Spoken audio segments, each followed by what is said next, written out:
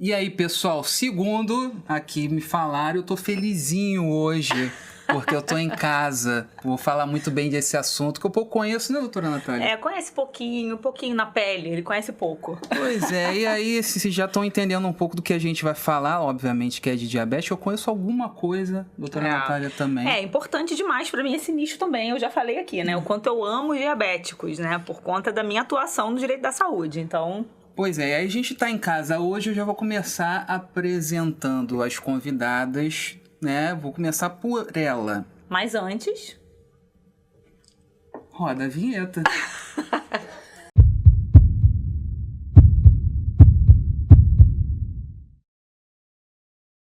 Então, começando falando dela. Sheila Vasconcelos é jornalista, tem diabetes tipo 1 há 38 anos, é mãe da Bruna, de 26, e André Felipe, de 19. Foi ontem que eu conheci Sheila com tudo pequenininho, mas enfim. Ativista pelo diabetes, Sheila já atuou na Associação de Pacientes, ADILA RJ, representando o usuário do sistema de saúde em vários conselhos e fóruns. Atualmente cuida da mãe Neuza, que tem Alzheimer. E a nossa outra convidada é a Dominique Madeira. Ela se descreveu como uma pessoa surtando com calma, aprendendo a ter expectativas reais sobre a vida, descansando em Deus. Assim, ela decidiu viver diante das surpresas que a vida lhe apresentou. É esposa do Rômulo, mamãe do Arthur e mamãe insulina. Gente, sejam bem-vindas. Feliz demais de ter vocês aqui com a gente, né? Eu tô em casa aqui, eu conheço... É um bate-papo realmente de longa data. É isso. Obrigada pelo convite. Obrigada pelo convite. Eu tô me sentindo visitando amigos ricos. Eu tô Os aqui... anjos ouçam essa parte do ricos. A parte do rico, né? Mas que prazer ter vocês Zona aqui. Hoje, né, nesse bate-papo que a gente quer levar para você que está acompanhando, são duas óticas, dois lados. De um lado a Dominique, mãe de Arthur, que tem diabetes. Isso. Do lado a Sheila, que tem diabetes e mãe de 2 pequenos. 38 anos de diagnóstico, Sheila? Então, fiquei com 15 anos. 15 anos. Olha, essa jornada, nem imaginava que seria mãe de 2 filhos e ter tanto tempo aí essa descoberta do diabetes. Então vamos começar aqui ouvindo a Sheila nesses 15 anos, o ponto de partida, como é que foi essa questão do diagnóstico naquela época. Me fala aí, por favor, Sheila. Eu descobri o diabetes com 15 anos. Comecei a emagrecer, os sintomas clássicos, né? E muito ao banheiro, e muita fome. E aí, meu pai me levou no médico, um clínico geral, que fez o teste de glicemia, deu acho que em torno, que eu me lembre, 498. E aí pediu para procurar um endocrinologista. Meu pai tinha um bom plano de saúde e ele tinha a mania de procurar sempre o melhor. Você é natural aqui do Rio? Eu sou do Rio. Morava no Meier nessa época. E ele pegou no plano o melhor possível, que foi o Dr. Arduino. Depois eu fui descobrir que ele foi o criador do IED, né? O fundador do IED, tudo. E aí eu passei a me consultar com ele em Botafogo. Íamos de manhã, era tarde, a consulta, depois da escola. Íamos eu, meu pai e minha mãe de carro para consulta lá no prédio do Dr. Arduino. E ele tinha uma nutricionista que atuava numa sala do lado. Então era aquele... Uma vez por mês, ou de 2 meses, a gente ia lá, saía de lá, ia no shopping. Isso meu pai qual pedia. Ano, Sheila? Isso em 1985, quando eu descobri. E como é que era o tratamento em 85 para quem tinha diabetes tipo 1? Era NPH irregular, né? Era insulina. Glicemia na urina, o teste? Era o teste na urina. A gente fazia, era uma ampola assim de vidro. Eu não lembro mais o nome, era um vidrinho, e a gente botava lá embaixo, saía o xixi quente, que caía sempre nos dedos, e aí a gente pegava um comprimido chamado Clinitest, ele efervescia que nem Sorrisal, a gente colava, ele efervescia, isso no banheiro, né? E aí ele ficava com algumas cores. Eu lembro, assim, de uma cor marrom com muita repetitividade. Era uma cientista, né? O tempo todo fazendo esse ensaio. Era muito marrom. Ele deveria, acho que, ficar verde claro. O marrom era ruim. Verde escuro e marrom. Então, eu lembro que ficava muito marrom nessa época. Era o início, né? Não sabia... E era assim, depois é que veio a modernidade da fita, né? E a fita era muito cara, né? Ninguém, o SUS não fornecia, ninguém fornecia. Então, nem era SUS na época, né? Nem era. O SUS foi 86, eu acho que foi um pouco depois. Eu só sei que eu pegava a fita e a gente pegava a tesoura e a gente cortava a fita ao meio. E aí a gente comprava uma caixa de 50 que rendia 100. Essa era a grande sacada. Fazia render, porque media do mesmo jeito. E a gente media mergulhando no xixi. Olha aí, gente. Não tenho tanta certeza disso, não. Ou era gota de sangue? Não, eu acho que era mergulhando no xixi, mudava as cores. Conclusão, eu tive esse início, não tinha contagem de carboidrato, então a gente tinha uma dieta bem... determinada, né, para poder ter o mínimo de controle. E qualidade de vida. E qualidade de vida. E eu lembro muito, assim, de detalhes, tipo, ir num café, lanchar, meu pai, sem manteiga, queijo quente, sem manteiga, não coloque... Era tudo contado, exato, né? E era traumatizante. E você com 15 anos e você na flor da idade, né? 15 anos, querendo viver só, né? E uma das coisas mais sofridas pra mim, eu gostava de escrever, depois eu virei jornalista, eu gostava de fazer poesia, então eu falava, eu gostaria de ser mãe, mas não vou poder ser mãe, meu ventre seco, não sei o que, eram uns poemas uma carga dramática. Uma carga dramática. Tipo agulhas da vida, né? O mesmo estilo de agulhas da vida.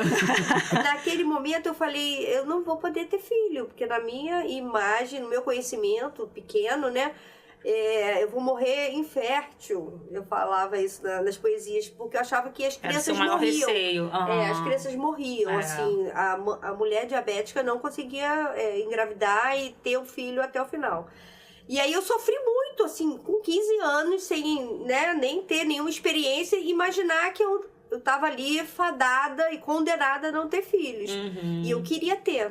Então, foi um momento, assim, muito difícil. Foi a angústia maior ali naquele momento. Foi a angústia maior, foi essa. Engraçado. De todas, né? Depois a gente vai sabendo, eu li um livro, na época, acho que é Sopro de Vida, e era a história de um rapaz, e ele perdeu a visão, e ele teve um problema nos rins, e ele depois perdeu os pés.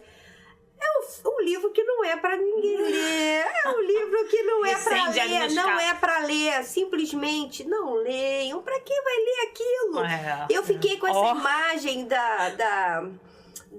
do flagelo, que aquela doença que eu acabei de descobrir ia acontecer na minha vida. Foi péssimo. Foi muito dramático. Eu sofri muito, né? Mas o médico era muito bom. Ele era muito leve. Ele sempre... tentou não me passar limites, né? Falar que eu podia... Não, você está estudando, como é que está na faculdade? Ele perguntava sobre você, além da doença crônica que eu tinha. Muito legal. Então, isso era muito bom. Ele era já velhinho, né? E ele cuidava de mim, ia perguntando, e aí, tá com o namorado? E passou da faculdade. Eu lembro de perguntas... sobre quem era Sheila, além do resultado da hemoglobina e tudo. Muito bom. Aqui a gente tem o seu caso, que teve diagnóstico na adolescência, e a gente tem o caso do Arthur, né, Dominique, que você vivenciou ainda bem novinho. Qual foi a idade dele com o diagnóstico? Fala um pouquinho pra gente da história do Arthur. Eu achei que ela... Desculpa, gente. Eu achei que ela fosse falar que o livro mudou a vida dela, que tudo melhorou. Eu fiquei frustradíssima. Eu já tava pronta pra comprar esse livro. Não, querida. Não saber. Desculpa. Pula.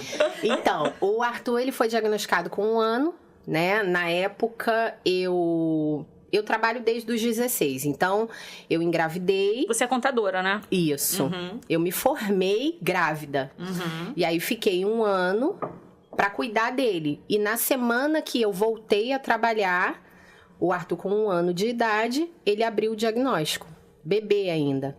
né? E nós achamos que era dente que estava nascendo, ou que ele estava sentindo muito a minha ausência. Só que a perda de peso foi muito grande para uma criança que já era magra. E, enfim, todos aqueles diagnósticos. E um belo dia, ele não abria os olhinhos. Eu mexia nele, fui trocar a fralda e ele piscava bem devagar, né? E aí o pai, não, ele tá sonolento. Ele, não tá, vamos pro médico agora. Não, mas, não, se ninguém me levar, eu vou.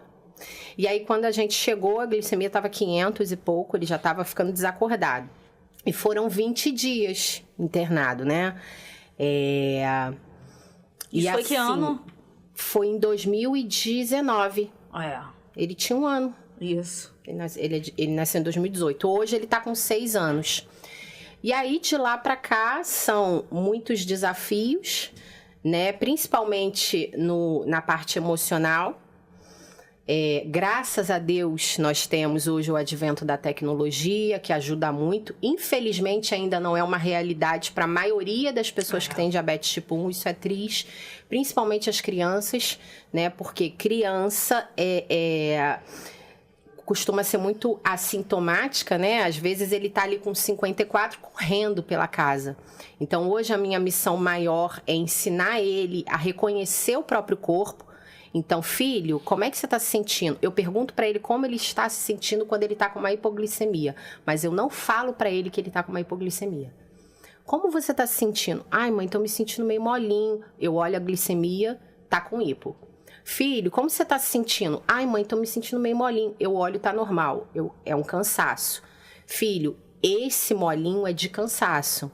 Então, ele precisa conhecer o próprio corpo. Porque tecnologia é algo maravilhoso, mas é tecnologia, é um equipamento. Sim. Pode falhar. Então, eu não quero que ele fique à mercê, né? Então, foi muito difícil. O diagnóstico foi muito difícil porque, ainda que a gente não esteja preparada para a maternidade, eu vivia muito em função de mim. Sim. Parar por 1 ano de trabalhar me fez ter depressão pós-parto, né? E parar de vez para cuidar do meu filho me fez mergulhar, cavar um novo buraco no fundo do poço. Só que o entendimento do que é felicidade, no quesito de doar-se, veio justamente aí. Nada nunca fez tanto sentido do que... E eu não tô falando do diabetes, né? Ah, minha vida melhorou muito depois do diabetes. Mentira, quem diz isso tá mentindo, é uma coisa que não existe. Só que doar-se, cuidar dele. E agora o meu marido, que também abriu o diagnóstico de diabetes tipo 1 com 35 anos. Esse doar-se, sem anular-se, trouxe um sentido completamente diferente para minha vida. Mas o diagnóstico é sempre muito dolorido e esperar que uma mãe não sofra, independente do tempo de diagnóstico, é quase que uma crueldade. Né? Essa coisa da tecnologia e diabetes, qual foi o ano que começou a ter bombas de insulina no Brasil? Vocês sabem isso? Sheila, a pergunta de milhão. Eu não lembro. Eu fiz até uma cronologia, mas não vou lembrar, tá? Você começou a usar bomba com quantos anos? Agora, com 2015. Foi 2015, né? Mas já existia. Sim. E eu pensava assim, essa tecnologia é legal. Eu ouvia falar e pensava, é bom pra criança, assim, criança, jovem, essa garotada, eu não vou botar um negócio desse. Não, eu nem sabia, acho que eu nunca vi, mas eu não achava que era pra mim. Eu só considerei a tecnologia, o uso da bomba, por causa do sensor. Foi quando eu sofri um acidente. Essa história é boa, eu não sabia. O Paulo me falou que você sofreu um acidente. É a tal história que você gastou um carro nos dentes, não é? Eu tenho... Qual carro? Não foi do carro dos dentes. Não, então tem outras histórias, Sheila. Tenho 2 histórias. Então, diga lá. De hipoglicemias graves, né? Que foram o que me fez mudar antes meu tratamento. Antes de usar a bomba, né? Tá. A primeira foi em 2009, quando eu... Não usava bomba ainda, né? Não usava bomba ainda. Isso. Peraí. Qual foi a primeira? Foi a batida? Foi a batida. Eu sempre fico na dúvida. Acho que vai ter que gente editar essa Dentro parte. da cronologia, tá tudo bem. Foi em 2009, Pablo que gosta de 2013. cronologia. Eu ainda tô lá nos 15 anos, mas a gente vai eu vi voltar. pro acidente, ele fica louco Vamos comigo. lá, mas daqui a pouco a gente Foi volta. 2009 e 2013. 2009 eu tava andando, saindo do trabalho, agora eu lembrei a cronologia. Tava saindo na hora do almoço, eu tomava na época NPH irregular, 2009. E eu saí e andando, atravessei ali a estação de só trem. pra quem não é diabético, porque assim, a gente não, né, tem várias pessoas de várias... NPH irregular, fala um pouquinho sobre essas... sim, são insulinas. Isso. A gente fala assim, normal, eu lido muito com laudo o tempo inteiro, mas as pessoas não sabem, Com né? certeza, As insulinas, elas passaram ao longo do tempo de muitos avanços. Eu usei insulina de porco, insulina de boi, depois foi a evolução para insulina humana, produzida sinteticamente nos laboratórios, e até chegou aí que é a NPH e a regular. São insulinas humanas, que uma é a função lenta e a outra de ação rápida. Isso. Uma é para manter as funções do corpo, assim, do dia a dia, né? O corpo funcionar, e a outra é para fazer as correções da alimentação. Fechou parênteses. E das glicemias, exatamente. E eu usava essa que, na época, já devia estar... já estava liberada pelo SUS. Eu já conseguia pegar pelo posto. E eu usava essas insulinas. Só que a NPH, ela tem um pico de ação, né? Então, chegou naquele horário, eu acordava cedo, eu pegava no trabalho... Eu trabalhava em banco, na época, 9 horas. Então, devia estar chegando o pico de ação e eu estava a caminho do restaurante. Então, eu atravessei a passarela da estação de trem ali do Meia e fui andando no jardim no Meia. Pouco movimentada, né? E meio-dia, né? Na hora do almoço. Mas eu fui andando e nesse momento eu apaguei, só que eu apaguei andando. Então eu continuei andando, tinha um caminho... Para quem não sabe, né, é importante também esse parênteses, hipoglicemia é a queda bruta de açúcar. Então, assim, até para quem tem diabetes, para você que não sabe, a gente precisa de açúcar, glicose, que é energia. Então, quando cai muito, abaixo de 70... Lembra da Ana Luísa aqui, filha da Clícia? Exatamente. Então, a gente precisa desse SOS que na rua, quando tá apagado, acha tudo que é menos diabetes e que você precisa de açúcar, né, Sheila? Não, exatamente. E, na verdade, você andando, né? Ele é tão rápido, sorrateiro, essa hipoglicemia severa, né, rápida, que você não percebe. Se você tivesse a lucidez, mas não, você simplesmente, é como se o açúcar não chegasse nos neurônios, no cérebro, e você perde os sentidos. Então, eu fui andando, o corpo andando, só que aqui é a passagem de pedestre, um caminho à esquerda, e eu segui reto e eu pulei de 2 metros para chegar na calçada. Isso assim, de roupa de trabalho, saltinho. Aí meu pé virou e eu quebrei a perna. Então esse foi... Quando eu acordei assim, eu percebi... Você já tava no Salgado Filho. Aí eu tava do lado do Salgado Filho. Aí eu comecei a chorar e pedi uma Coca-Cola. Alguém foi lá e comprou um refrigerante, eu comecei a beber, comecei a voltar, liguei meu pai foi lá, me socorreu, papai, operei, fiquei 8 meses de licença. Esse foi o primeiro... grande perrengue diabético. Foi o primeiro grande trauma.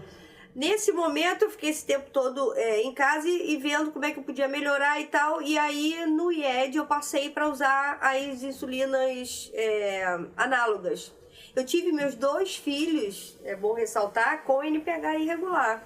A gente vai voltar sobre esse momento do ventre seco pro ventre frutífero. Quase muito fértil. Volta lá.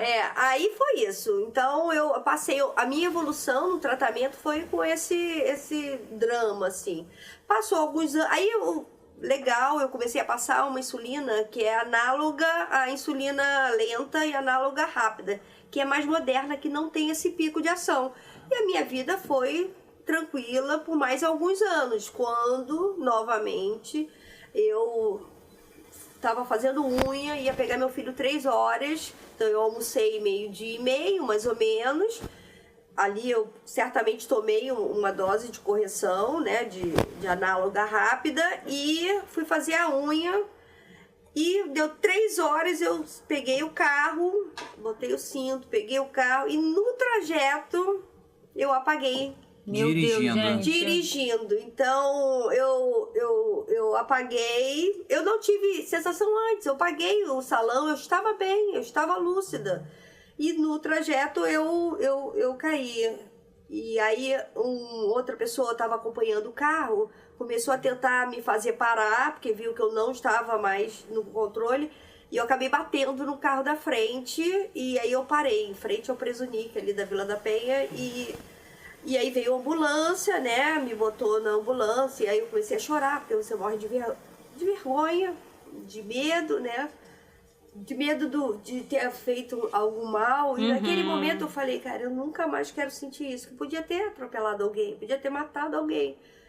E foi muito assustador isso. Naquele momento eu falei, eu preciso de uma solução para isso. E aí comecei a pesquisar a bomba de insulina e fui para a bomba por causa do sensor. Porque o sensor ia me avisar. Sim. Tá caindo, mesmo que eu não sentisse nada. Alguma providência você já vai.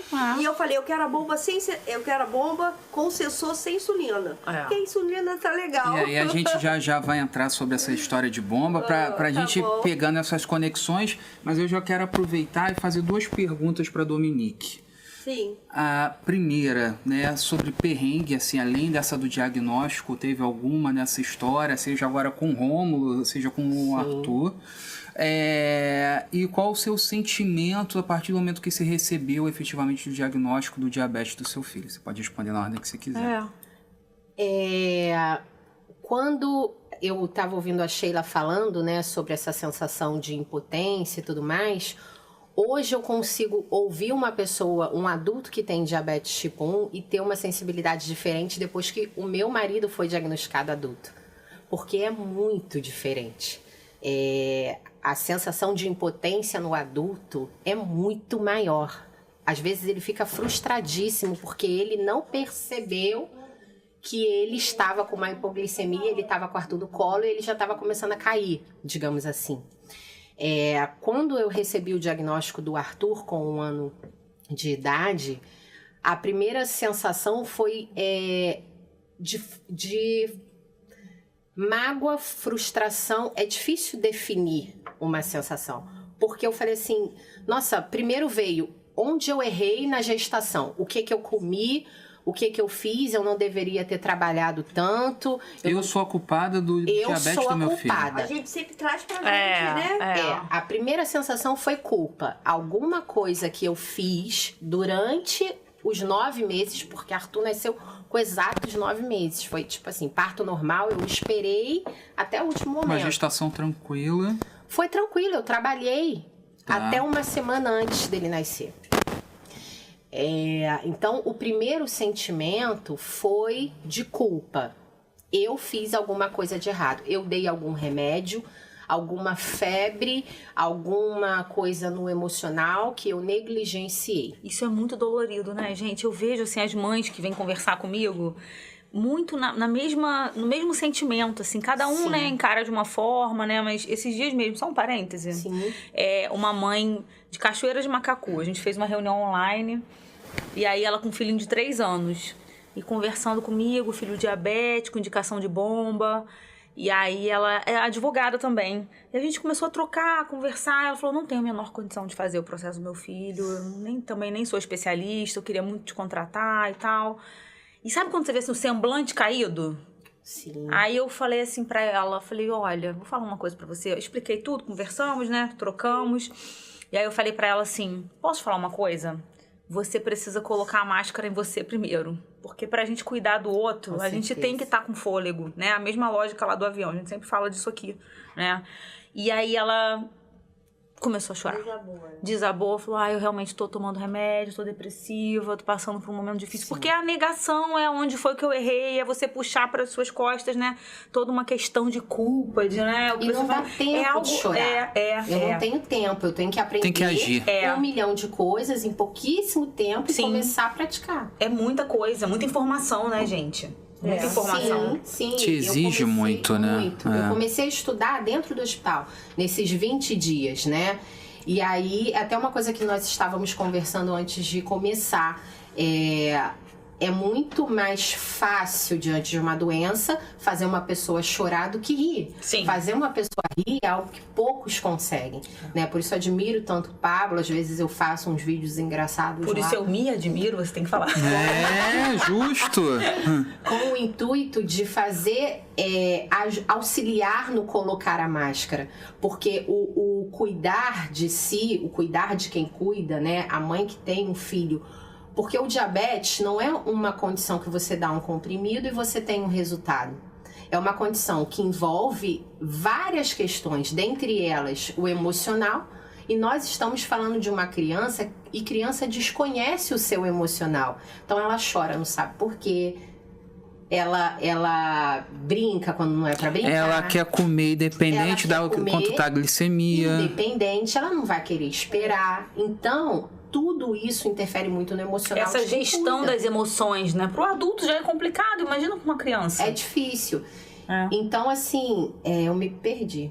Não tem problema. Então, você tá falando da questão das emoções. Eu fui abrir um parêntese, né, querida? E esse parêntese é complicado. Não tem nenhum problema e é legal a gente... É porque você me perguntou sobre a minha sensação. E os perrengues. Os perrengues, assim. Tem um perrengue aí. Perrengue. O primeiro foi o diagnóstico, através de um quadro de cetoacidose. E depois, o segundo, são pequenos perrengues com criança, né? Eu tô dentro do elevador com ele, o elevador parou, a glicemia dele tá caindo, eu tô sem açúcar. Meu Deus, ficou preso no elevador. São pequenas coisas, sabe? Que podem virar grandes coisas. Podem virar grandes coisas. E a mãe já fica com taquicardia, né? A maior foi a segunda cetoacidose que ele teve. Como que funciona? O que caracteriza uma cetoacidose diabética? Cetoacidose é ficar sem insulina, né? Inclusive fiz uma live recentemente com o Dr. Rodrigo, que é o médico do meu filho, do Pablo. Pessoa péssima. Um querido. E ele ficou muito tempo sem insulina. Só que o que acontece? A pessoa, quando usa a bomba de insulina, ali ela recebe a basal, que a Sheila já explicou, e a bolus. Então, ficar sem insulina entrando no corpo, quando você usa a bomba, faz com que você tenha mais chances de ter uma cetoacidose do que quem aplica na caneta. Popularmente conhecido cetoacidose, sangue ácido, né? Acidez no sangue, isso. Proveniente justamente dessa cetona que fica ali, enfim. Nossa, gente, eu admiro muito esse mergulho científico. Todo um processo. A escola de diabetes. Maravilhoso. E aí ele foi em 24 horas. O catéter dobrou, ficou a noite toda com o catéter dobrado e eu tinha acabado de trocar, eu ainda não consegui imaginar que poderia ser um problema no catéter e ele estava resfriado. Então, de manhã, ele vomitou, já quase desmaiando, vamos pro hospital, chegamos no hospital, cetoacidose. Então, assim, e uma vez que aplicaram na escola, aplicaram o valor da glicemia na quantidade de carboidrato. Só que a glicemia estava 243. Então, é como se ele tivesse ingerido 243 gramas de carboidrato. Meu Deus, mas e aí, gente? Só que ele ingere no máximo 110 gramas de carboidrato no dia. Gente. Então, pensa. Corri pra escola, peguei isso, o pai viu no celular a glicemia despencando, foi tentar entender o que aconteceu e aí corre na escola, pega ele no colo, sai da escola correndo, vai pro hospital e fica lá. Glicose. O Arthur já usa bomba desde pequenininho, né? O Arthur, de 1 ano até 9 meses, ou seja, do diagnóstico até 1 ano e 9 meses, foi caneta. E eu digo que foi ótimo ter vivido caneta antes de ter vivido bomba.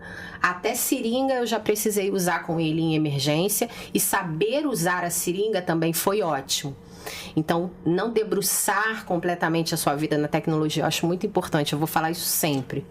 E é muito bom a gente falar sobre isso, tecnologia, e aproveitar falar desse episódio aqui que está acontecendo com o apoio de 2 grandes parceiros. Um que é o iGlico, sua ferramenta de gestão de tratamento para quem convive com diabetes. Aqui temos alguns docinhos presentes na mesa. E também quem, Natália? É o NCA Advogados, advocacia especializada em direito da saúde, que pode realmente te trazer aí caminhos de informação para você entender os seus direitos. E aí, voltando aqui para esse bate-papo, Sheila, a gente vai falar de bomba de insulina daqui a pouco. Eu sei que assim, a Natália tá aqui coçando para falar disso. Bomba de insulina, tecnologias, calma. Mas ainda tô lá atrás, né? Ainda tô na história ali da Sheila do ventre seco. Eu quero entender assim, que momento a Sheila conheceu o marido, falou, vamos tentar ter filhos, e aí aconteceu mesmo com diabetes naquela época. Eu conheci meu marido no trabalho, né? Ele era um colega de trabalho. E não vou contar detalhes, não. Não, gente, mas qual é o nome dele? Eu vou contar. Oi, o Mário. Tem foto aqui, foto dele, dos filhos. Mário. Mário é o nome do meu pai, meu falecido pai. Flamengo, coisa linda. Por favor. Nossa família... Eu perguntei a você porque você tá muito diferente nessa foto. Eu falei, você tem quantos filhos? Porque quando eu olhei de longe, assim, você novinha, assim, tava... Eu sou várias pessoas, então... Sheila é múltipla, Na verdade, eu tô vivendo várias vidas. Essa aqui foi a primeira vida. E foi com o Mário, e nessa vida você é flamenguista também? Nessa vida eu sou flamenguista. Graça... Não, eu não posso... mas é isso. O aniversário do meu filho, se não me engano, de 7 aninhos. Ai, que fofo. Agora ele tá com 20 e poucos, né? Que o Pablo falou. 19. 19. Minha filha que tem 26. O que aconteceu? Eu achava que não podia ter filho e tal, mas namorava a beça, adorava namorar, tive vários namorados. Sheila! Denúncia! Tive vários... Namorava a beça, O crente aqui ao fundo rindo. Namorar. Não era o diabetes que impedia. Não, bem claro, né? Namore. Com responsabilidade. Eu não era tímida, eu não tinha, vergonha e tal. Nada disso. Melzinho na boca. Tava nem aí. Aliás, eu namorava muito quando tava muito aí pro diabetes também. Tá? Também tem essa. Eu tava numa fase, saindo da adolescência para início da vida tudo. E um dos problemas que a gente tem nessa fase da vida, que é antes da maternidade, é quando você não controla o diabetes, as infecções, né? Então, era uma pessoa muito animada e com muita coceira. O que eu tô te falando é uma coisa muito íntima, tá? Sim. Mas só quem tem a doença... Revelações, exatamente. Gostei. Eu vivi isso com o meu marido com diagnóstico adulto. Ai, tá vendo? Isso é completamente real. E isso atrapalha a vida de quem tem, da vida do casal. E você não consegue falar muito sobre isso. A gente só fala da disfunção erétil, mas existem outras problemáticas. Mas do que? Fala mais sobre isso. Você cria um ambiente, por causa do excesso de açúcar na urina, um ambiente propício para candidíase. Tanto para o homem quanto para a mulher. Tem uma candidíase de repetição. E tal. Então, inferno, o controle é muito importante em toda a fase da vida, mas nessa especificamente, eu lembro de memórias de ser bom. Eu namorei muito, mas eu tive muitos problemas nesse lado. Que traziam esse incômodo. Mesmo assim, o Mário gostou de mim, eu encontrei com ele. Traz o Mário aqui! O Mário! Assuntos. E ele era um amigo de trabalho. A gente adora. Ele é amigo de trabalho do banco. Vamos aqui um crédito, vou abrir crédito aqui, uma linha de crédito, e aí foi com você. Começou abrindo a linha de crédito, o negócio evoluiu. A Sheila é tímida pela primeira vez, olha. Vai. Aí, Mário. Foi muito rápido, a gente se conheceu, eu namorava uma pessoa, ele morava na casa de uma outra mulher. Que isso? E o final a paixão de semana... te pegou, tentou Como é que é a paixão? A paixão me pegou. Isso é chá. Depois eu explico. Olha! Canal, gente, 18 horas o programa. Diabetes não, só para baixinho já pulou. Aí a gente se conheceu, no final de semana ele saiu da casa e eu desmanchei com o meu namorado. Assim? Assim, em 3 meses, era tipo outubro que isso aconteceu, novembro, dezembro, janeiro e fevereiro, no meu aniversário a gente casou. Uau. A gente casou, na verdade, a gente só fez uma cerimônia uma recepção na casa do meu pai, no Meyer. Um vestido que foi feito por uma cliente que fazia vestido de noiva com a sobra. Ela fez o vestido todo justinho, de renda. E ele me deu aliança, mas a gente não casou no papel, nem na igreja, nem cartório, nem nada. Mas ali a gente decidiu viver junto. Legal. E estamos juntos até hoje, 27 anos. 27 anos casados, em 3-4 meses de convivência. Eu vou ter que cortar porque a Dominique pediu que tem que dar um lanchinho pro Arthur, não, mas aí a gente volta. Ah, ele tá com IPA. Não, ele não tá com IPA, porque senão, entendeu, vai dar ruim. Tutu bem alimentado, obrigado. Isso faz parte da vida de que tem diabetes, adulto, criança, jovem. Eu posso estar em IPA qualquer momento aqui, galera. Mas para lembrar também que o Além do Crônico é gravado aqui nos estúdios da Band. Então, se você tem o sonho de transformar uma conversa no bar, do almoço, com amigos, de uma realidade, num programa, num podcast, você acompanhando aqui, ó, usando esse QR Code que está mostrando na tela, você garante 30% de desconto. E se você conhece a Sheila e a Dominique, continua com os 30% de desconto, mas comente aqui. E é isso, então aproveite, pessoal. Ufa, né? Não, mas piada interna. Pelo amor de Deus. Olha, gente, calma. Ai, mas voltando aqui agora ao assunto, estamos na parte do Mário. A Sheila já calma, feliz, casada, muito bem, obrigado. Com o Mário, até quanto tempo de casado já? 27 anos. 27 anos, tá chegando na festa dos 30, hein? Olha, já quero. Passou da boda de prata. E aí chegaram os seus filhos, me fala um pouco dessa história aí. Eu tive a primeira filha com 27 anos, né? Logo quando eu conheci ele. E no meio do ano, 6 meses, eu já engravidei. Então... Gestações tranquilas? Na verdade não foi planejada. O ideal é que a pessoa com diabetes, a mulher, planeje seu filho para que possa ter um acompanhamento, uma hemoglobina glicada boa, para poder gerar desde o início. Mas o meu não foi. Eu tinha um bom obstetra e fazia o acompanhamento com a endocrinologista. Quem era na ocasião? Eu não lembro, endocrinologista. Beijo pra endocrinologista da Sheila da época. Olha só, mas eu vou lembrar, depois a gente faz uma menção. Tá bom.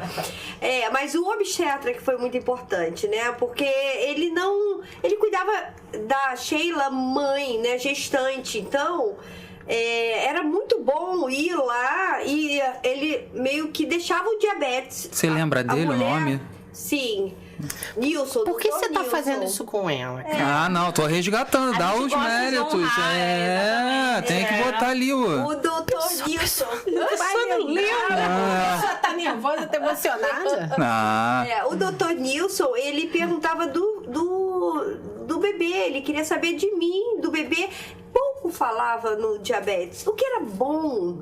E as consultas eram aos sábados, então o Mário podia participar, acompanhar. Então eu fiquei muito junto.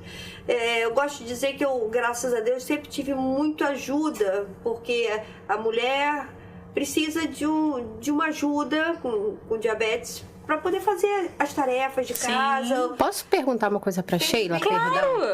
Eu tô ouvindo como mãe agora, e como mulher, ela acaba agora me tocando mais. Por que era bom quando ele não falava sobre o diabetes? O que você sentia? Por que você diz que era bom?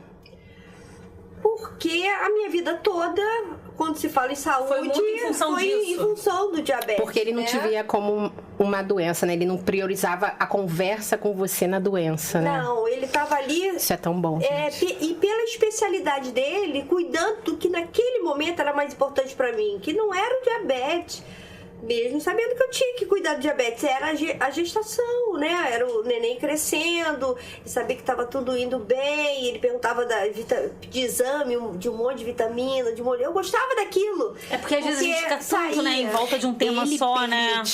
Ele permitiu que ela vivesse a maternidade. A gestação, né? Porque pra gente já começa no ventre. Isso. Né? Essa realidade pro pai é quando pega, mas pra gente falou, tá grávida, a gente já é mãe. Então ele não tirou isso dela. Muito precioso, né? E é o que muitas vezes tiram da gente, sabe? Em qualquer conversa, raramente você ouve como é que você tá? O que você tá fazendo? É sempre, e o seu filho? E o diabetes do seu filho? E não sei o quê. Aí às vezes reclamam que a gente se isola. A gente se isola porque a gente não existe. Exatamente. É sempre em função do mesmo tema. A gente fica invisível, né? No primeiro filho foi assim. No parto, eu pedi a presença da minha endócrino, que eu não lembro ainda, tá? No parto. Porque eu, na verdade, eu tava ali pra ter um filho, mas alguém precisava cuidar do meu diabetes, entendeu? Então, nos dois eu usava NPH e eu precisava que alguém olhasse por mim. Porque eu ia tomar anestesia, foram cesáreas, o primeiro nasceu com... Eu tentei fazer um controle legal, aí o primeiro nasceu com 4.200, a Bruna, né? Grande. 4.200. Aí no segundo, lógico, né? No segundo a gente tem que aprender. 6 anos depois, eu já melhorando o meu tratamento, mais focada. 4.400.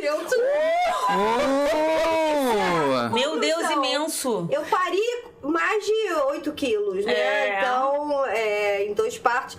Ele nasceu com uma falha no coração. A Bruna teve um pouquinho de hipoglicemia ao nascer. Nenhum dos dois tem diabetes. Nenhum dos dois tem diabetes até hoje, né? Um tá com 19 e a outra tá com 26.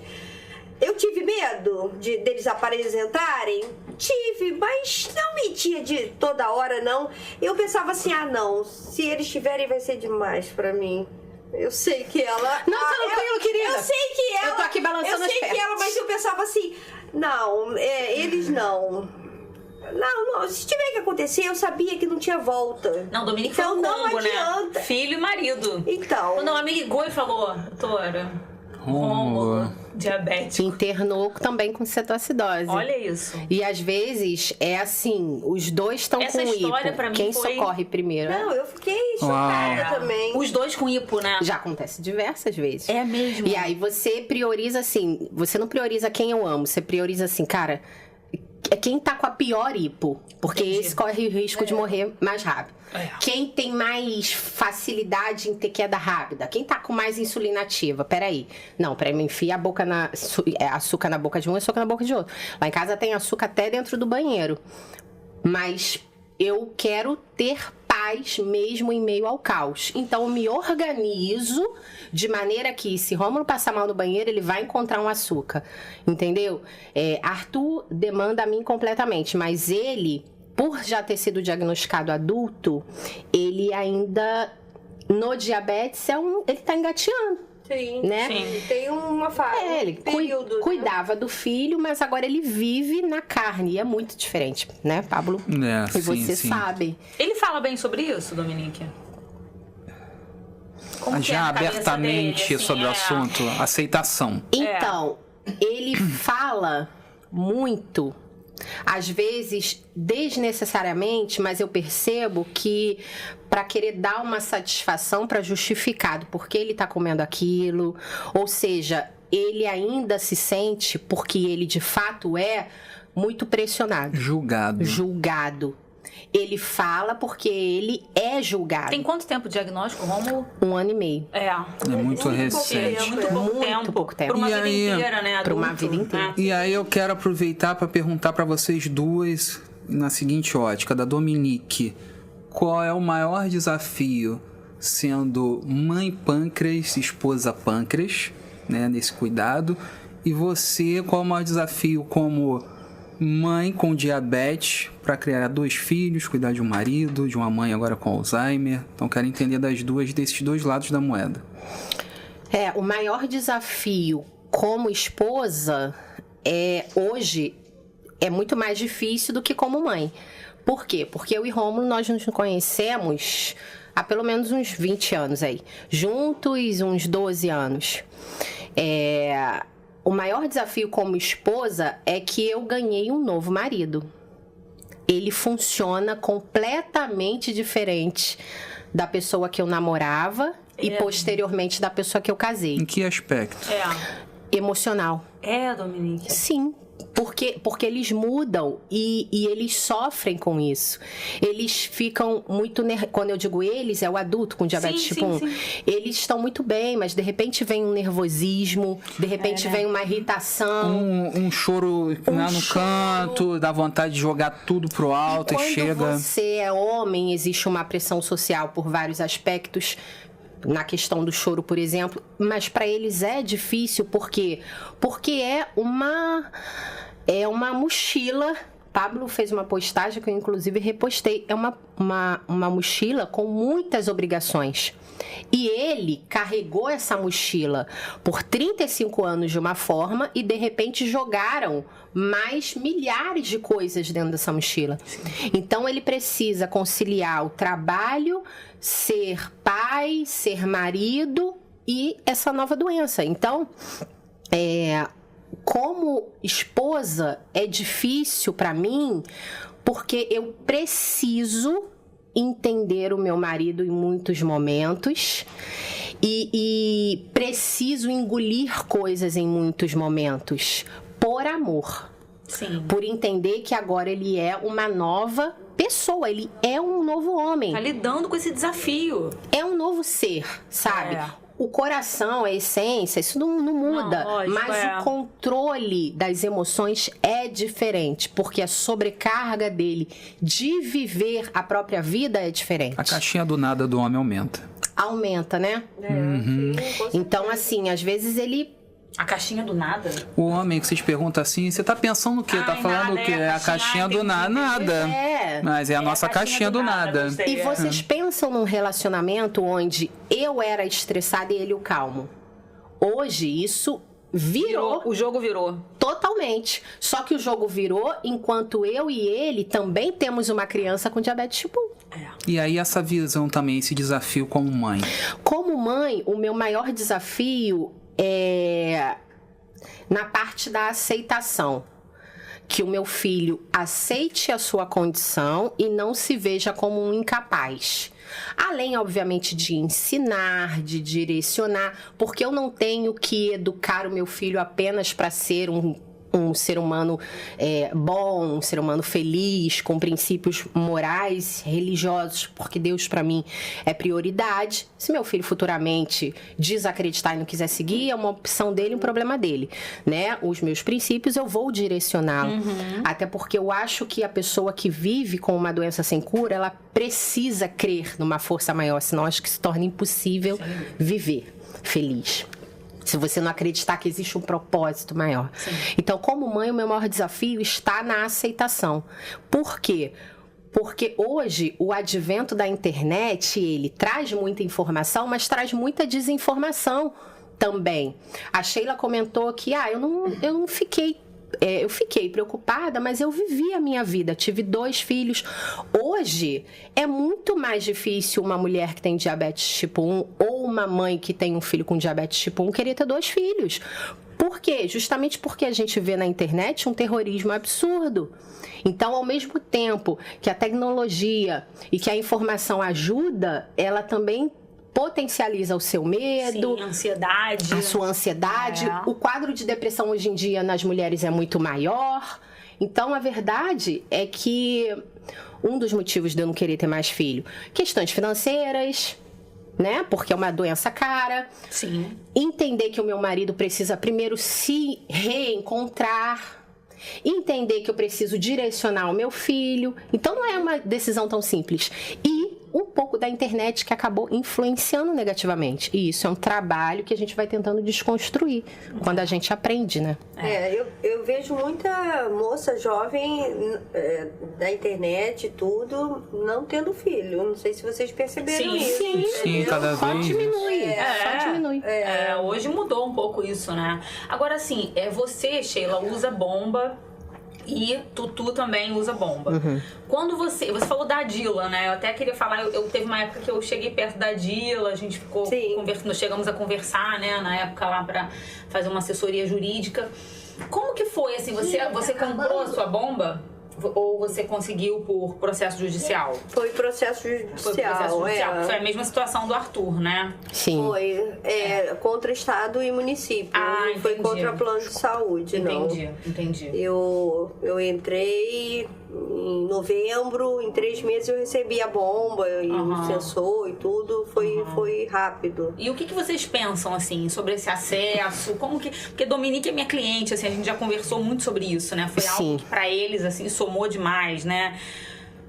Como é que somou isso na vida de vocês, assim, a garantia de direitos, assim? Eu desde que eu decidi cuidar da minha vida, assim, eu lembro que eu levava meus filhos, só para voltar um pouquinho na pergunta. Fazer o link, eu não sei se é isso que você está pensando, Pablo, mas quando eu levava meus filhos numa pediatra, uma pediatra deles olhou para mim e falou assim: você se trata onde? Eu falei que eu tinha diabetes, e aí eu falei assim, no plano, é uma médica do plano, e ela falou assim, não, mas você tem que se cuidar.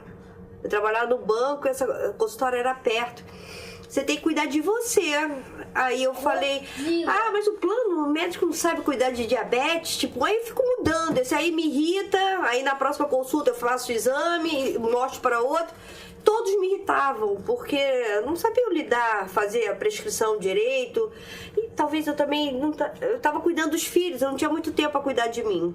Então é um desafio para a mãe com diabetes, se dedicar para os filhos e não cuidar de você. Você acaba não cuidando. E essa pediatra olhou dentro do meu olho e falou, você tem que se cuidar. Eu conheço alguém lá no IED, eu entrei no IED... IED é o Instituto de Endocrinologia do Estado do Rio de Janeiro, né? É um centro de referência. Isso. E matrícula, entrada pelo CISREG, né? E ela conseguiu, isso lá naquela época, né?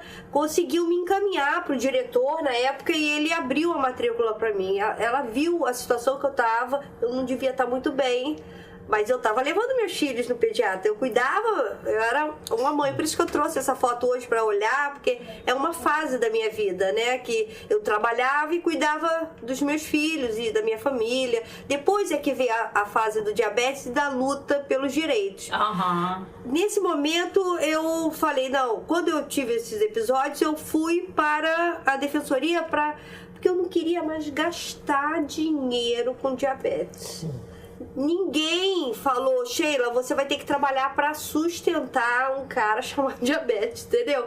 Tipo assim, eu trabalhava... É alto custo, né, gente? É um custo alto. Eu passei muitos anos sem comprar fita para medir lá na juventude, entendeu? Na faculdade. Eu não comprava fita, porque era caro demais. E eu falei, não, eu vou na defensoria, é meu direito, a bomba é a garantia de vida, porque eu tive esses 2 eventos e eu consegui a bomba quando nessa disse. Isso época, é importantíssimo. Já tinha essa divulgação de direitos na internet, por exemplo? A gente estava começando. Né? As associações... A DILA é a Associação Diabética do Hospital da Lagoa, né? Do Hospital da Lagoa. A DILA aqui, né? Pra quem não sabe. Quando eu comecei Quando eu vi que minha família já estava mais ou menos encaminhada, assim, eu falei, como é que eu posso ajudar a outras pessoas? Quando eu comecei a conhecer as mães... E aí eu pensava, se eu tivesse um filho com diabetes, eu não sei como é que eu ia viver. Eu me senti a empatia era tão grande pelaquela dor, porque eu sabia o quão grande era o trabalho de criar os filhos, né? E trabalhar. Eu acho genial essa coisa, assim, de você virar uma chave, né? A gente fala muito disso aqui no Além do Crônico, né? O nosso objetivo, na verdade, né? Porque você falar que você é engajada na causa e tudo mais, é uma forma de você virar uma chave de um diagnóstico, né? Você se encontrar seus pares, né? Pessoas que vivem desafios semelhantes, né? É muito importante isso, né, gente? A gente vive a dor de uma outra forma, né? Quando nós estamos ali entre os nossos e ajudando. É muito. Os pares. É muito diferente esse viver, porque até quando a gente ajuda, né?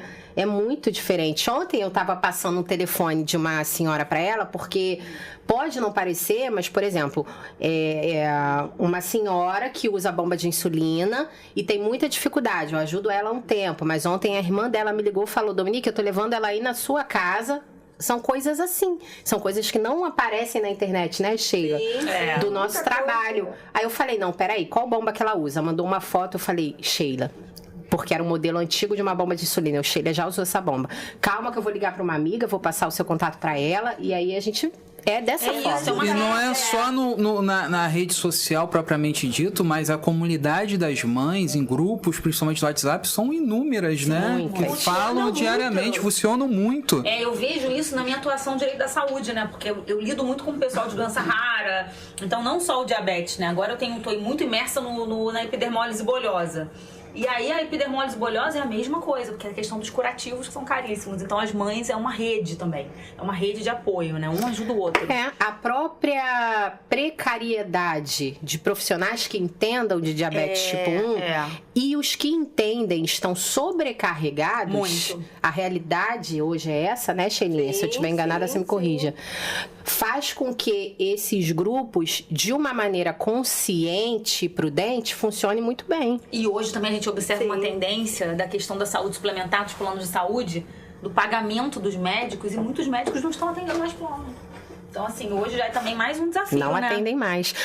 Os endocrinologistas, se você vê, muito endócrino que não atende plano de saúde. Os especialistas. Os especialistas, que, né? Sim. Mas, né, é uma questão... E não é uma questão de você falar, o médico quer ganhar mais dinheiro. Gente, os médicos estão sobrecarregados. Sim. Existe uma sobrecarga, né? Assim, Arthur e Rômulo se tratam com um Dr. Rodrigo, endocrinologista, né? Ele não aceita plano de saúde. Nós retiramos de jeito nenhum. Não tem já como, tá ali te acompanhando, uma trajetória. É uma preciosidade você ter um médico que a qualquer hora que você ligue, eu olho pro Pablo porque ele conhece também, é paciente dele. A qualquer hora que você ligue, está disponível, te ajude, porque eu acredito que poucos médicos acabam entrando na questão do diabetes tipo 1 porque vai além das consultas, né? É uma doença que fica 24 horas o tempo todo. Dia, então você precisa ter também o conhecimento para ajudar o seu médico. Em contrapartida, o seu médico está sobrecarregado. Em contrapartida, poucos sabem sobre a doença. Então, acaba sendo... Eu que me trato no IED, por exemplo, os médicos são capacitados, têm um conhecimento da tecnologia, dos avanços, né? Mas não tem isso. Eu não consigo falar com a minha médica fora dos dias de consulta. A grande questão é eu jamais tive um acesso. É difícil, né? É diferente. Eu tenho que sair e ir até lá numa emergência, alguma situação. Então isso acontece, entendeu? Tem que me virar e a gente acaba conhecendo, outra dinâmica, né? A mesma coisa de você ter um advogado particular e uma defensora pública, né? Mas eu acho assim que na minha vida, por não ter tido alguém próximo com diabetes, eu me senti muito grata e muito como é que eu posso dizer? Eu valorizo muito eu estar bem, eu tô andando, sou muito como é que eu poderia dizer? Eu posso ajudar outras pessoas, né? Foi essa virada que aconteceu na minha vida. Então, eu comecei a ajudar as mães com câncer numa ONG, porque meu marido saía pro futebol, eu ficava sozinha, meus filhos já tinham seu programa, eu ficava muito sozinha. E eu fui só para arranjar companhia. E fui lá e comecei a ajudar essa ONG. Aí começou meu trabalho voluntário. Eu falei, nossa, isso aí é muito bom. Isso me fez muito bem. Fazer o bem me fez muito bem. É isso, e aí depois veio o diabetes. Então eu posso fazer bem com o que eu sei. Dividindo a minha experiência de vida, fala, calma, é horrível agora, mas vai ficar melhor e você vai conseguir. E hoje eu consigo fazer isso, pegar uma mãe e amorosamente, sem conhecimento, eu não sou médica, mas com informação, com a minha bagagem, com a minha palavra. Quando eu falo pra alguém, vai ficar tudo bem. Eu sei como é que é, eu já passei por isso. Eu já passei, eu sei como é que ele se sente, eu sei como a senhora... Meu pai também sentia, e eu comecei a fazer esse trajeto todo de devolver pro outro, né? Por isso que eu falo várias vidas. Minha vida com a minha família foi o primeiro momento, a minha vida pelo diabetes, e agora eu tô indo pra minha terceira vida extra, né? Que é cuidar da minha mãe pâncreas, né? E eu tô, na verdade, adotando uma outra doença. que é uma doença, uma condição crônica, né? Depois que você pega, não tem, que é o Alzheimer. É progressivo, né? É uma demência. É uma demência. Então eu tô tendo que ter o conhecimento sobre a doença.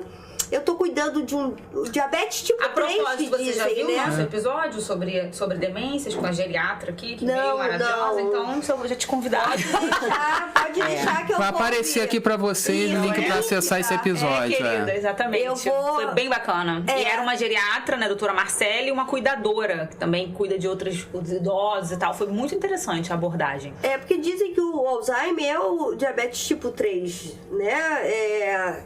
E aí eu tô aprendendo isso. Então eu tenho que dar o café da manhã, eu tenho que dar os remédios. E ela mora com você? Felizmente ela veio depois que o papai faleceu, né, de Covid.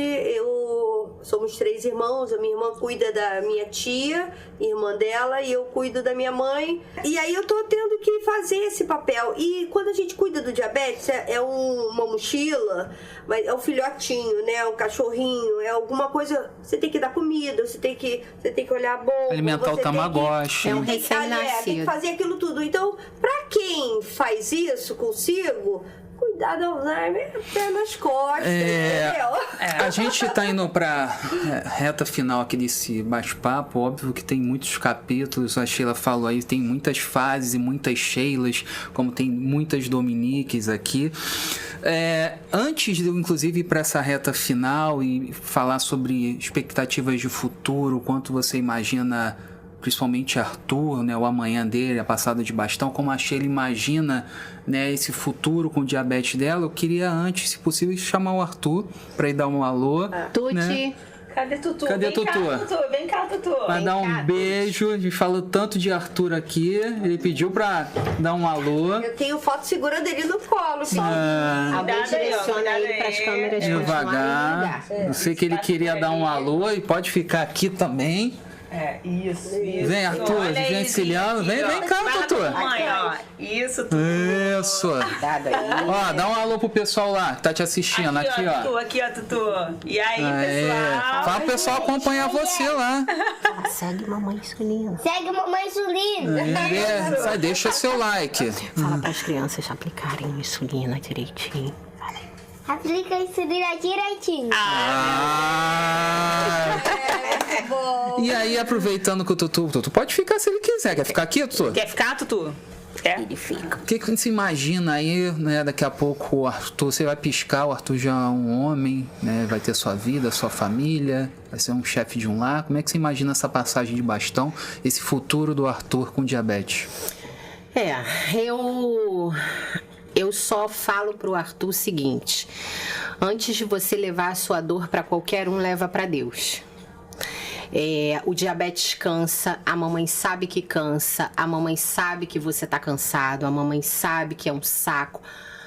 Eu não crio coisas lúdicas, mesmo ele sendo uma criança, no que diz respeito a essa doença, para que ele aos poucos vá digerindo e administrando. Você tá irritado, mas a mamãe olhou a sua glicemia. Então, no futuro, o que eu desejo é que ele tenha o que hoje se perdeu muito, respeito pela dor do outro, sabe? Porque, naturalmente, quando você tem uma doença e alguém vai conversar com você sobre algum problema, algo que esteja passando, interiormente, tem gente que interioriza, né? E tem gente que fala, você pensa, você não sabe o que eu vivo. Não, filho, olha só. Se você abraçar a dor do outro, nem que seja com uma palavra, a sua sempre vai parecer menor. Então, você sempre vai conseguir viver de um jeito mais leve se de alguma forma você cuidar da sua saúde, obviamente, mas ter respeito pela dor do outro. Não coloca a sua dor como a minha dói mais, o meu problema é maior. Porque perdeu-se muito valor a dor do outro, né? Sim. A gente ouve uma conversa e aí ou a gente já retruca, tá, mas o meu caso, meu filho, não, mas o meu caso tem uma doença muito pior, não, mas não sei, não faça isso. Então que ele seja um ser humano feliz, temente a Deus, que ele cuide da saúde dele, que ele leve primeiro todos os problemas, tudo que ele sentir para Deus, para que Deus use uma pessoa para falar com ele e que ele tenha respeito pela dor do outro. Tem escuta humanizada. E escuta, porque hoje em dia eu acho que o mal do século é isso. Ou a gente não escuta, ou a gente já escuta preparando uma resposta. É isso. A gente não tá ouvindo, na verdade, a gente tá ouvindo pensando no que responder. Com certeza. E isso dói demais, eu digo, com propriedade. Então, que ele tem essa sensibilidade de cuidar de si, mas ouvir o outro, sabe? Muito bom. Muito bacana, muito bacana. E você, Sheila Vasconcelos? Qual era a questão? Seu amanhã, como você imagina seu amanhã com diabetes, o seu futuro com diabetes? Então, logo quando eu descobri, eu pintava o cenário das complicações e via qual que eu ia conseguir me livrar. E foi passando o tempo, eu falei, até agora não tem problema de visão, até agora. Mas as complicações podem ir começando a aparecer. Eu sempre falei, eu tenho tantos anos sem complicações, mas elas podem vir e a gente precisa enfrentar elas, cada uma delas. Pode ter alguém que passe ileso, mas eu posso não ser essa pessoa. Eu acho que eu aprendi na vida que quando eu tô cuidando de outra pessoa, eu faço o meu melhor. Eu gosto de cuidar de outra pessoa, só que assim, é uma coisa que não para, né? Quando você tem essa escuta ativa, eu sempre penso, o que eu posso ajudar? Se eu não posso ajudar nada, eu fico calada. Mas é uma escuta de ação, você ouve, o que eu posso ajudar? E eu passei muito tempo fazendo isso, ou ajudando com palavras, ou com doações, ou eu vou lá, eu levo, eu fiz muito isso me fazia muito bem. Hoje eu tô com 2 crianças, assim, cuidando, que foram presente de Deus, um outro capítulo, crianças, e eu me sinto responsável, é como se eu fosse mãe delas também. E agora com a minha mãe. Então, eu espero que o diabetes não me prive de continuar sendo útil e usar as minhas habilidades para ajudar as outras pessoas. Que eu não seja um fardo. Embora essa minha experiência de hoje, meus filhos já vêm, minha filha já me vê e ela sabe a dedicação que eu tô tendo. Então, eu acho que ali, nessa foto, alguém vai cuidar de mim. Pode ser que um dia, no futuro, eu precise de ajuda. E aí eu vejo a minha foto, que é a minha família, o meu elo. Alguém ali sabe, porque eu tentei dar exemplo, eu mostrei. E elas sabem... Eu acho que eu devo merecer, assim. Essa referência. Hoje foi um episódio que eu me senti em casa, né? Porque, óbvio que tá falando um pouquinho do que eu vivo, do que eu respiro, do que eu tenho gostos e desgostos também, de sabores, que é o diabetes. Eu acho que depois de tantos anos conhecendo a Sheila, é a primeira vez que eu tive uma escuta longa de ouvir sua história e de trazer, não que eu não admirasse, mas ouvir com aquele afeto ainda maior, né, desse desafio. O tempo a gente amadurece muitas coisas, né, Sheila? Já trabalhamos juntos por um longo tempo. Dominique, a gente se fala, faz coisas ali muito similares, muito bonitas, principalmente a Dominique, nessa comunicação. Mas eu acho que é isso, assim, esse trabalho do Além do Crônico, ele amplia essa questão da escuta humanizada, amplia essa visão que realmente a gente é muito além da doença que a gente tem, às vezes que está invisível aqui e que a gente é mal interpretado, que a gente é julgado, né? E existem pessoas que têm tantas habilidades, tantas virtudes, que a doença, ela não é a protagonista, mas ela talvez tenha despertado essas virtudes na gente. Sim, é o que você faz com o que aconteceu na sua vida, né? Não é o porquê, é o pra quê. Eu tenho aprendido muito isso aqui nessa mesa, né? Por que isso aconteceu comigo? Não, pra que isso aconteceu comigo? Esses dias eu tava conversando com uma colega, ela falou assim, eu tava tão estressada, e de repente eu tava vendo lá os cortes lá do seu podcast, eu pensando, meu Deus, eu já não tô bem. Ainda tô assistindo aqui só a desgraça. Só a desgraça não, querida. Desculpa. Mas o Além do Crônico não é sobre desgraça. O Além do Crônico é sobre virada de chave. Se você prestar atenção e tiver atenção no que você tá vendo, que as pessoas estão falando ali, ninguém tá desgraçado. Exatamente. Todo mundo tá mostrando um caminho. Ninguém tá falando a vida, aos céus ou azar. Não, aqui todas as histórias que a gente ouve aqui nessa mesa são pessoas que ressignificaram de fato as suas vidas. E elas transformaram, elas colocaram ali uma energia diferente diante do que aconteceu com elas, né? Diretamente ou indiretamente. Então, assim, tem sido muito edificante. Então, gente, aproveitando essa fala aqui incrível da minha grande amiga Natália, peço pra você que curtiu esse episódio, que ainda não se inscreveu, se inscreva, curta, comente, que a gente não fala só de desgraça não, a gente fala realmente da virada de chave, do que é uma vida além do crônico. E esse episódio foi um grande presente, assim como todos os outros que já passaram até aqui, mas como eu falo, assim, conheço de longa data e fico muito orgulhoso de conhecer um pouco mais das histórias e das emoções, tanto de Sheila quanto do Dominique. E Arthur quer falar, né, Arthur? Quer falar, Arthur? Fala, Arthur. Arthur, alguma coisa? Fala aí. O que você quer falar? Ali pro pessoal, ó. O que você quer falar pro pessoal, assim? Olha, pessoal, se você Ah, tem uma bobinha de insulina igual a eu, não tem jeito de aplicar o catéter, o sensor, que é só você botar o gelo e morder alguma coisa, no caso.